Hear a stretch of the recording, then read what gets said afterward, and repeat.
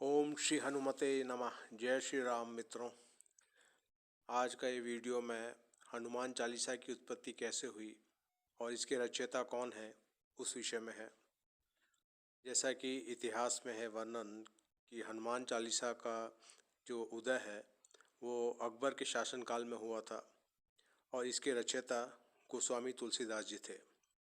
मगर आप में से बहुत कम लोगों को ये पता होगा कि किन परिस्थितियों में और किस जगह पे हनुमान चालीसा का उदय हुआ, कहाँ पे इसकी रचना हुई। हनुमान चालीसा के विषय में एक बड़ा महत्वपूर्ण प्रसंग है जिसका इतिहासकारों ने पता नहीं क्यों वर्णन नहीं किया इतिहास में। अकबर को बताते हैं कि वो बड़ा सौहार्दपूर्ण, हिंदुओं के प्रति दया दृष्टि रखने वाला शासक था, परंतु यह नहीं बताया कभी किसी ने इतिहास में कि तुलसीदास जी को अकबर ने कारागार में डाल दिया था।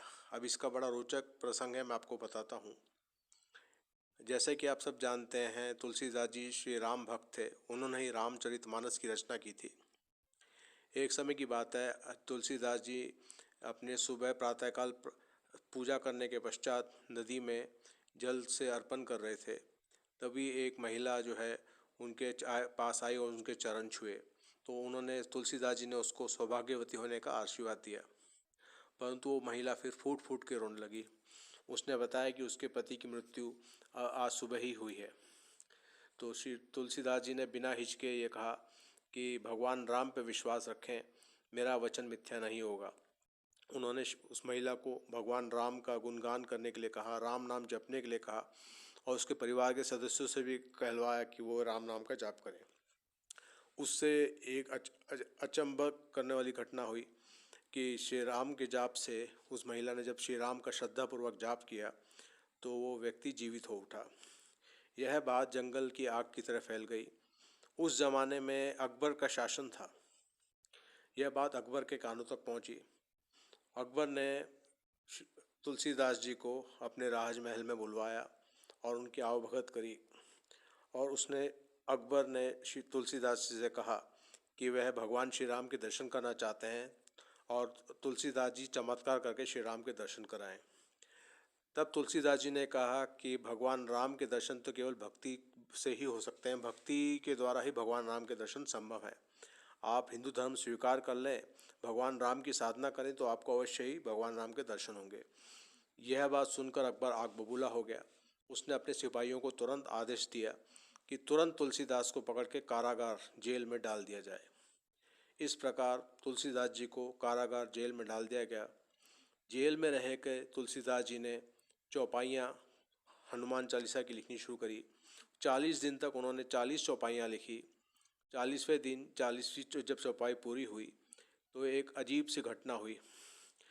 कहते हैं कि 40वें दिन एक बूढ़ा वानर जो है द्वार पे आके सबसे पहले उसी ने हनुमान चालीसा सुनी और वो बूढ़ा वानर कोई और नहीं, श्री हनुमान जी ही थे।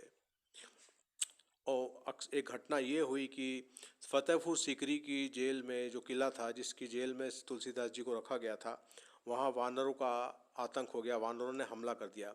करोड़ों की संख्या में वानरों ने हमला कर दिया, जिससे मुगल सेना परेशान हो गई और वो उन्होंने सभी उपाय करे मगर उन वानरों का क्रोध शांत नहीं कर पाई। तब उनके सेनापति ने अकबर से प्रार्थना करी कि अवश्य ही ये तुलसीदास जी को, एक संत को बिना अपराध के जेल में डालने, कारागार में डालने की वजह से अपराध हुआ है, तो उनको मुक्त कर दिया जाए। तब अकबर ने तुलसीदास जी को जेल से आज़ाद किया, कारागार से आज़ाद किया और क्षमा याचना करी। इस प्रकार जेल में रह के तुलसीदास जी ने हनुमान चालीसा का रचना करी, उनका निर्माण करा।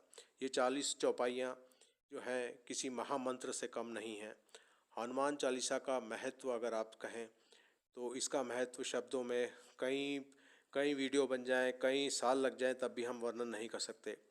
कलयुग में सब जो साक्षात देवता हैं, जो साक्षात रूप से उपस्थित हैं, वो हनुमान जी हैं। कहते हैं कि हनुमान जी रुद्र का अवतार हैं और बहुत शीघ्र प्रसन्न हो जाते हैं। तो हनुमान चालीसा का पाठ करने से, कहते हैं ना, हनुमान चालीसा में लिखा है, भूत पिशाच निकट नहीं आवे, महावीर जब नाम सुनावे। हनुमान चालीसा के पाठ करने से जो नकारात्मक शक्तियाँ हैं, भूत प्रेत जो शक्तियाँ हैं, जो नकारात्मक शक्ति हैं, उनसे व्यक्ति का बचाव होता है, रक्षा होती है। हनुमान चालीसा में अष्ट सिद्धि नौ निधि के दाता अजवदीन जानकी माता। हनुमान जी जो हैं अष्ट सिद्धि और नौ निधियों के दाता हैं। कहते हैं कि इन चौपाइयों के पाठ करने से जैसे कि एक चौपाई ये है कि भूत पिशाच निकट नहीं आवे, महावीजम नाम सुनावे, नासे रोग हरे सब पीरा, जपत निरत हनुमत बीरा। नासे रोग हरे सब पीरा, जपत निरत हनुमत बीरा। इस चौपाई को अगर हम 108 बार पाठ करें, जो साधक पाठ करता है 108 बार, तो उसको कोई गंभीर से गंभीर रोग हो वो ठीक हो जाता है, ऐसे कहा जाता है। और शत्रुओं से शत्रु बाधा से रक्षा के लिए भी महावीर हनुमान जी का जो जाप है, हनुमान चालीसा का पाठ है, वो व्यक्ति को लाभ देता है। अब यह हनुमान चालीसा का पाठ जो है ना केवल गृहस्थ लोगों के लिए, छात्रों के लिए भी बड़ा अच्छा है। जो छात्र परीक्षा की तैयारी करते हैं, याद करते हैं मगर भूल जाते हैं, उनको हनुमान चालीसा का नित्य पाठ करना चाहिए। उससे हनुमान चालीसा के पाठ से बुद्धि तीक्ष्ण होती है, याद किया हुआ पढ़ा हुआ याद रहता है। हनुमान चालीसा के पाठ का वर्णन शब्दों में किया नहीं जा सकता, उसका वर्णन तो अनंत है। मैं ये वीडियो इस विषय में आज जो मैंने बनाया, ये मेरा मुख्य उद्देश्य यही था कि आप में से बहुत लोगों को ये पता नहीं होगा कि किस प्रकार हनुमान चालीसा का निर्माण हुआ। आज मुझे विश्वास है कि आपको इस घटना का पूरा पता चला हो कि हनुमान चालीसा का किस परिस्थिति में और तुलसीदास जी ने किस परिस्थिति में उसकी रचना करी। आशा करता हूँ आपको ये वीडियो अच्छा लगा होगा। अगर आपको वीडियो अच्छा लगता है तो आप अपने मित्रों के साथ इसको शेयर करें, मेरा चैनल सब्सक्राइब करें, और अगर आप कुछ कमेंट करना चाहते हैं कुछ और, तो आप निश्चय कमेंट बॉक्स में कमेंट कर सकते हैं। ओम श्री हनुमते नमः। नमस्कार।